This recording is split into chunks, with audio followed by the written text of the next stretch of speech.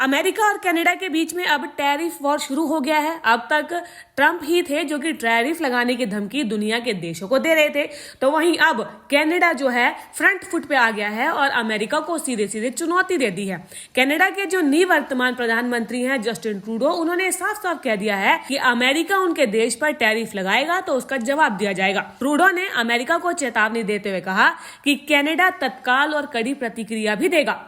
Trudeau का यह बयान दोनों देशों के बीच में बढ़ते व्यापारिक तनाव को दिखाता है। अमेरिकी राष्ट्रपति डोनाल्ड ट्रंप ने हाल ही में कहा कि कनाडा से अमेरिका में लगातार अवैध नशीली दवाएं आ रही है। ट्रंप ने 4 मार्च से कनाडा देशों पर टैरिफ लगाने का ऐलान किया, जिस पर ट्रूडो का जवाब आया है और जस्टिन ट्रूडो ने यहाँ पर कहा, कनाडा ये सुनिश्चित करने पर ध्यान दे रहा है कि मंगलवार और उसके बाद के हफ्तों में कनाडा पर कोई टैरिफ न लगे। हम इसे रोकने के लिए हर संभव प्रयास करेंगे। अगर कनाडा पर अनुचित तरीके से टैरिफ लगाए जाते हैं तो हमारी कड़ी प्रतिक्रिया होगी, जिसकी कनाडा वासी उम्मीद भी करते हैं। अमेरिका में फैले फेंटेनाइल संकट का कारण ट्रंप जो है टैरिफ लगाने की बात कर रहे हैं, लेकिन वहाँ पहुँचने वाले फेंटेनाइल का 1% से भी कम कनाडा से जाता है। ट्रंप को ये समझना चाहिए कि अमेरिका की समस्याओं की वजह कनाडा नहीं है। डोनाल्ड ट्रंप ने अमेरिका का राष्ट्रपति बनने के बाद से ही कनाडा पर आक्रामक रुख दिखाया है। ट्रंप ने पद संभालने के बाद से ही कनाडा और मेक्सिको पर टैरिफ लगाने का ऐलान किया था। हालांकि बाद में इसे 30 दिनों के लिए रोक दिया गया। ट्रंप ने एक बार फिर से ऐलान किया कि वो कनाडा, मेक्सिको और चीन पर मार्च के पहले हफ्ते से ही अतिरिक्त टैरिफ लगाएंगे। ट्रंप खास तौर पर कनाडा से नशीली दवाओं की तस्करी का मुद्दा उठा रहे हैं। ट्रंप का कहना है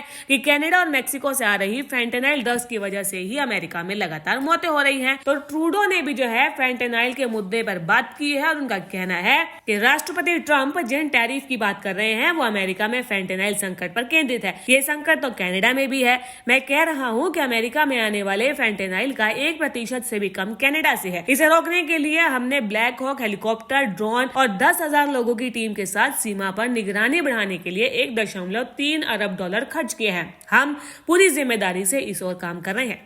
तो देखने वाली ये बात होगी कि दोनों देशों के बीच में शुरू हुआ ये टैरिफ वॉर आखिरकार कहां जाकर खत्म होगा। एक बड़ा सवाल तो यह है कि ट्रूडो आखिरकार कनाडा के पीछे हाथ धोकर क्यों पड़े हैं।